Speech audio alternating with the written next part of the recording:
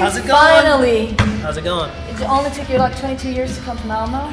Really? Yeah. I thought we played here before. No, you played in Lund, do you remember? 91, Yes. I think it was. I remember. So close enough. But anyway, so tell me, what are you doing in Malmö now? I am promoting my new CD, Kicking and Screaming, which is in stores now. And what are you doing exactly? You're signing your album and stuff? Yeah. Or are you talking to fans? Yeah, we just put the record out like last week, or yeah, like 3-4 days ago. Right. And it comes with a DVD. There's a deluxe edition with an hour's worth of concert footage and the 3 new videos that we shot. And we also did an LP vinyl version. Cool. Yeah, I'm getting that one. Yeah, so, Sure. and the reviews are incredible on the record, and it's been the #1 most downloaded song on Amazon since it came out. Still #1 hard rock album on Amazon. Right. And the Yeah, chart looks great. It's Kicking and Screaming, Van Halen 1, Metallica Black Album, Led Zeppelin. I'm like, this is the coolest chart I've ever seen. You go on my website, I got it up there. It looks But I really mean, seriously, when you look back at the first time you recorded something, you must have been really proud of what you did. I mean, you know, you hear the finished product and you figure this is really cool. Can you still feel like that? I mean, so many years later, do you still get that kick? Oh yeah. Yeah? Probably more so. Really? Because You don't get there's a couple. jaded after a while? No. When you hear like a song like My Own Worst Enemy or Caught in a Dream on the new record, like my voice sounds so young, and I'm not young. I'm not. So I don't understand why it still sounds like the same. Right. I attribute it all to clean living. That must be the answer, right? Yeah, so, I'm so healthy. You still feel that pride and that kick and everything like that. I feel it more Really, yeah. the older I get, because it's not as expected. When you're a young kid, you're silly and you're like, whatever, fucking yeah, whatever. Yeah. But you know, when you're older, things are more important to you. Yeah. So, I mean, you've heard some negative criticism through the years. People have been saying all kinds of things about you, and you know. So, how do you take negative criticism at all? Do you care? Has it changed through the years? I mean, did you ever give a shit? You know what people think? Honestly? No, I don't, because I'm lucky to do this. Right. Yeah. You're allowed to say whatever you want. Yeah. So I mean, you know, I can't control other people. I learned a saying, Lord, grant me the serenity to accept the things I cannot change, the courage to change the things I can, and the wisdom to know the difference. Right. If I can't change something, I can't get mad about it. Yeah. I used to. Yeah, I was just gonna say all the that. time. When you're younger, you usually probably react more to stuff like that. Yeah. When people don't like what you think is really awesome. Right. Yeah. Yeah. But anyway, so looking at your own solo albums now, is there anything that you wish that you could have done differently if you had any chance to redo it? Absolutely not. No way. No? I love Angel Down, and I love. Okay, if you count Bring 'Em Back Alive, I would change some things on there, because I recorded that in the mid 90s or the late 90s, when I didn't think people wanted to hear really good singing. Like everything was like grunge and techno, and everybody's shouting and yelling, and I felt weird during those years singing like really high and clean and like heavy metal style. So I shouted more, because I thought that was what people wanted to hear. But I sing those songs completely different nowadays than I did on Bring 'Em Back Alive. Yeah. I sing them more like the record. So you feel that it sounds better now? Yeah. When you can do it your own well, way? Well, what happened was I did the Broadway shows after that, and I wasn't really trying in the mid 90s or the late 90s to sing really good. I was trying to be like, you know, what I thought everybody else was doing, which was stupid. But when I did Broadway, it forced me to really sing as the best I could sing. Yeah. Then when I did Jesus Christ Superstar, it had all these high screams that I had to do. And I hadn't really screamed that high in a couple of years, and I had to relearn how to do all that.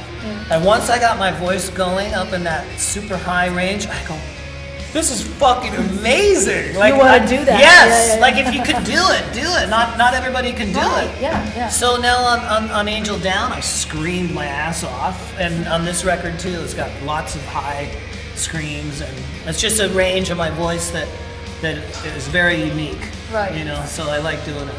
It's really cool. So do you think that you're ever going to tour over here so we can actually hear that live? We're supposed to be touring Europe in January and February. Really cool. That's what I heard. So I hope that he's going to take you to Sweden then. It better. Yeah.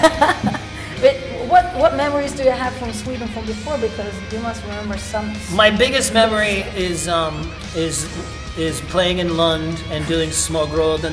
Yeah. And that Smågråden, smågråden, är lustiga de säger. Smågråden, smågråden, är lustiga de säger. Kurakaka, kurakaka, kurakaka, kurakaka, kurakaka, kurakaka. But also, I remember playing with Guns N' Roses in the Globe, right, in Stockholm, and I had just got my silver leather pants. And those were the coolest fucking pants. Yeah. And Axel, right at the show, he goes, dude, where'd you get those fucking pants, man? That's what Axel said. And another thing happened at that show. The security guards for Guns N' Roses went and got every pretty girl in the Globe Arena.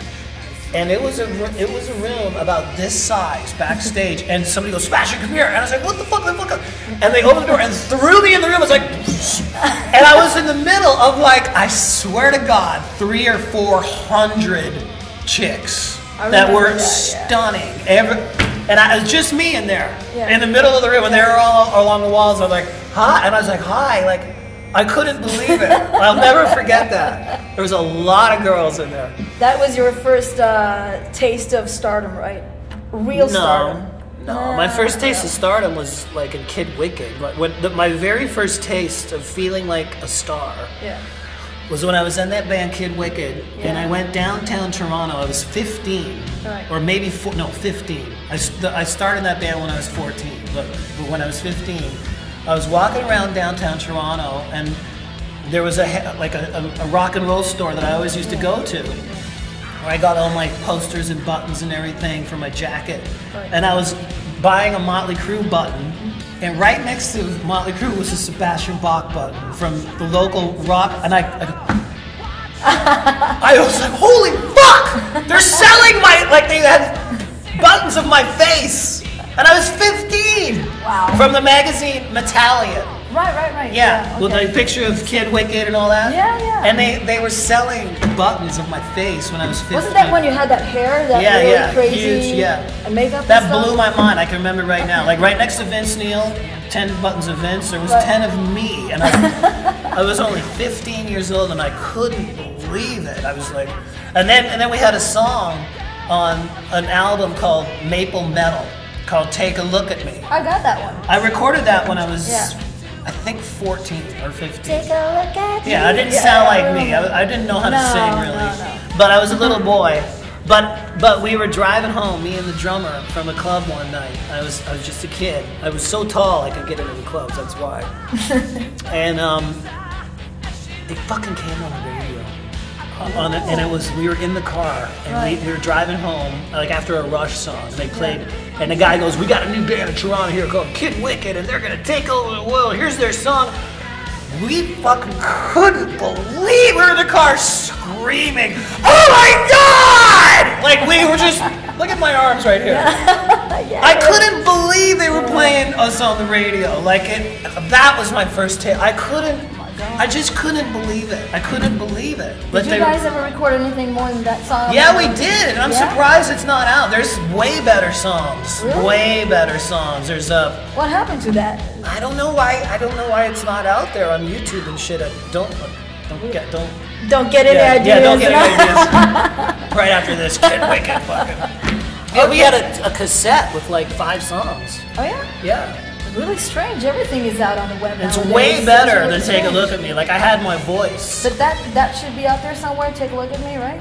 That is on YouTube. Yeah, I think it should be. Yeah. So what's on your schedule for the rest of the year, for as far as you know? Touring. We're playing in America in November and more dates in December, and then we are supposed to come to Europe in January and February. Yeah. And then I want to play like everywhere, you know.